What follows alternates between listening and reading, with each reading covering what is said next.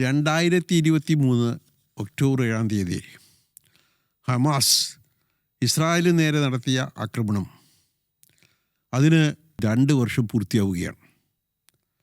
ഈ സന്ദർഭത്തിൽ US president Donald ട്രംപിൻ്റെ 21 ഇന പരിപാടിയെക്കുറിച്ച്, അതായത് പ്രശ്നപരിഹാരത്തിനുള്ള അദ്ദേഹത്തിൻ്റെ നിർദ്ദേശങ്ങളെക്കുറിച്ച് ഗൗരവമായ ചർച്ച കൈറോയിൽ ആരംഭിക്കുകയാണ്. ഈജിപ്തിലെ കൈറോയിൽ നടക്കുന്ന ഈ ചർച്ചയിൽ ഖത്തർ, ഈജിപ്ത് എന്നീ 2 രാജ്യങ്ങളുടെ മാധ്യസ്ഥന്മാരും 2 കക്ഷികളും, അതായത് ഹമാസിൻ്റെ പ്രതിനിധികളും ഇസ്രായേലിൻ്റെ പ്രതിനിധികളും പങ്കെടുക്കുന്ന ഈ വളരെ നിർണായകമായ ചർച്ച, അതിൻ്റെ ഫലം എന്താവുമെന്നാണ് ലോകം ഉറ്റുനോക്കുന്നത്. ഈ സന്ദർഭത്തിൽ നമ്മൾ സംഗതികളെക്കുറിച്ച് വളരെ ഗൗരവപൂർവ്വം കണക്കിലെടുക്കേണ്ട ചില വസ്തുതകളുണ്ട്. ഒന്നാമതായിട്ട് 2023 ഒക്ടോബർ 7 നടത്തിയ ആക്രമണം ഭീകരാക്രമണം എന്ന രീതിയിലാണ് പൊതുവെ ഇസ്രായേൽ അനുകൂലികൾ മാത്രമല്ല പുറത്തുള്ള ചിലരും അതിനെ വ്യാഖ്യാനിക്കുന്നത്. മീഡിയ പൊതുവെ തന്നെ ഹമാസ് നടത്തിയ ഭീകരാക്രമണം എന്നാണ് അതേക്കുറിച്ച് വിശേഷിപ്പിച്ചത്, ഇപ്പോഴും വിശേഷിപ്പിച്ചുകൊണ്ടിരിക്കുന്നത്. സത്യത്തിൽ അത് ഭീകരാക്രമണമാണോ, ഹമാസ് ഒരു ഭീകര സംഘടനയാണോ എന്ന് ചോദിച്ചാൽ തീർത്തും നമുക്ക് നിഷേധാത്മകമായിട്ട് മാത്രമേ അതിന് മറുപടി വരാൻ കഴിയൂ. എന്തുകൊണ്ടെന്നാൽ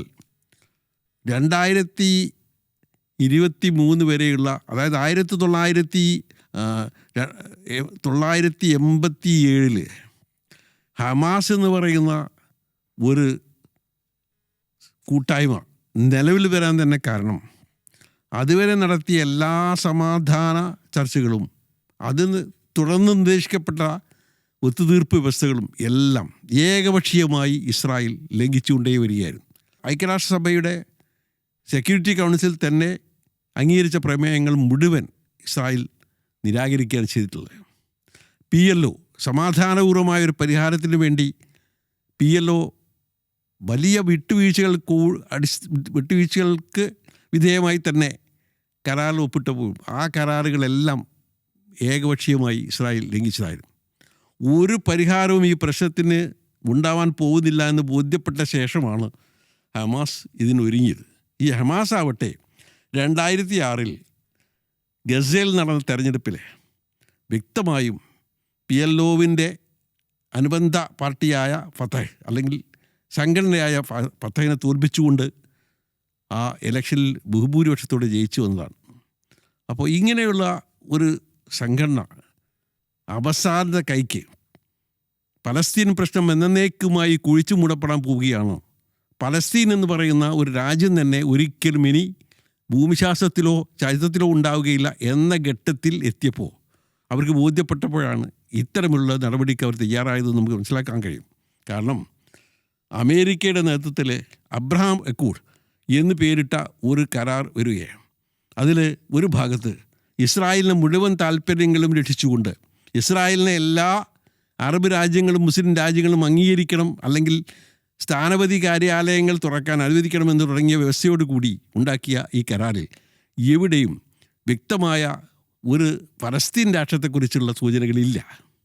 അത്തരമൊരു അക്കോർഡ് അതിൽ ഒപ്പുവെച്ചാൽ അതോടുകൂടി ഈ പ്രശ്നം എന്നേക്കുമായി കുഴിച്ചുമൂടപ്പെടുമെന്ന് വ്യക്തമായി ബോധ്യപ്പെട്ടപ്പോഴാണ് ഹമാസ് ഇത്തരത്തിലുള്ള നടപടിക്ക് തയ്യാറായതെന്ന് നമ്മൾ മനസ്സിലാക്കണം. അത് തീർച്ചയായും 1300ഓളം ആളുകൾ കൊല്ലപ്പെട്ടിട്ടുണ്ട്. കുറേ പേരെ 10-200 ചില്ലാനും ആളുകളെ ബന്ദികളായി പിടിച്ചിട്ടുമുണ്ടെന്ന് ശരിയാണ്. അതിലുള്ള ഒരു പശ്ചാത്തലമാണ് ഞാൻ വിവരിച്ചത്. അപ്പോൾ അതിനെ തുടർന്ന് ഇസ്രായേൽ ഗസയുടെ നേരെയും വെസ്റ്റ് ബാങ്കിൽ നേരെയും നടത്തിക്കൊണ്ടിരിക്കുന്ന നിരന്തരമായ ആക്രമണങ്ങൾ അത് തികച്ചും ഭീകര സ്വഭാവത്തിലുള്ളതായിരുന്നു. കാരണം എന്താ വെച്ചാൽ സ്ത്രീകളും കുട്ടികളും നിരപരാധികളും കൂട്ടത്തോടെ വധിക്കപ്പെടുക, നിരന്തരമായ ബോംബിങ്ങിൻ്റെ ആപ്പകൽ ഭേദമില്ലാതെ നടത്തിക്കൊണ്ടിരിക്കുക. ഗസയിലെ ഏതാണ്ട് 80% വരുന്ന കെട്ടിടങ്ങൾ, അത് ആശുപത്രിയാവട്ടെ, സ്കൂളുകളാവട്ടെ, വാസസ്ഥലങ്ങളാവട്ടെ, ഷോപ്പുകളാവട്ടെ, എല്ലാം തകർത്ത് തരിപ്പണമാക്കിയ ഒരു ആക്രമണ പരമ്പരയാണ് പിന്നെ നമ്മൾ കാണുന്നത്. ഇത്തരമൊരു പശ്ചാത്തലത്തിൽ ഈ പ്രശ്നത്തിന് ഒരു പരിഹാരം കാണേണ്ടതുണ്ട് എന്ന് ലോകത്തിന് തന്നെ ബോധ്യപ്പെട്ട പശ്ചാത്തലത്തിലാണ് ഇപ്പോഴത്തെ സംഭാഷണം നടക്കുന്നത്. എന്ന് പറഞ്ഞാൽ ലോകത്തിൽ അതുവരെ പലസ്തീൻ അംഗീകരിക്കാതിരുന്ന യൂറോപ്യൻ രാജ്യങ്ങളടക്കം പലസ്തീൻ അംഗീകരിച്ചു.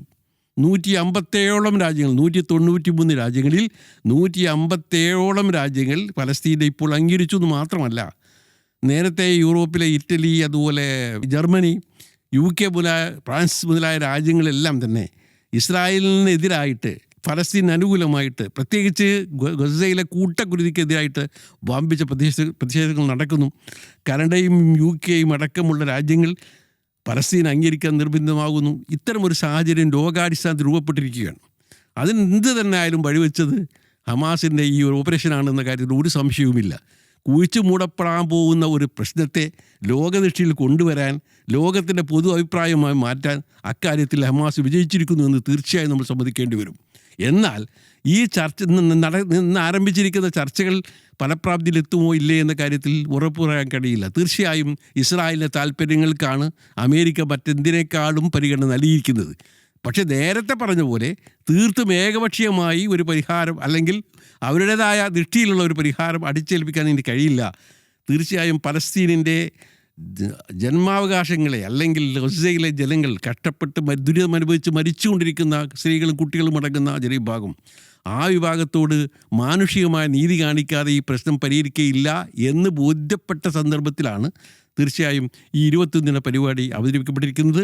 ഹമാസ് അതിനോട് അനുകൂലമായി പ്രതികരിച്ചതോടൊപ്പം തന്നെ അവരുടേതായ നിർദ്ദേശങ്ങൾ, അവരുടെ ബദൽനിർദ്ദേശങ്ങൾ മുമ്പോട്ട് വെച്ചിട്ടുണ്ട്. തീർച്ചയായും പലസ്തീൻ എന്നൊരു രാഷ്ട്രത്തെ അംഗീകരിക്കണം. ഒരു പരമാധികാര രാഷ്ട്രമായി പലസ്തീന് നിലനിൽക്കാൻ അർഹതയുണ്ട്. അതേ അവസരത്തിൽ ഹമാസിനെ നിരാധീകരിക്കുക, അവർ സൈനികമായി അവരെ നിസ്സൈനീകരിക്കുക എന്നുപോലെയുള്ള നടപടികൾക്ക് അവർ അനുകൂലമായാണ് പ്രതികരിച്ചിരിക്കുന്നത്. എന്നിട്ടെങ്കിലും ഈ പ്രശ്നം പരിഹരിക്കണമെന്ന അവരുടെ താല്പര്യമാണ് നമ്മൾ കാണുന്നത്.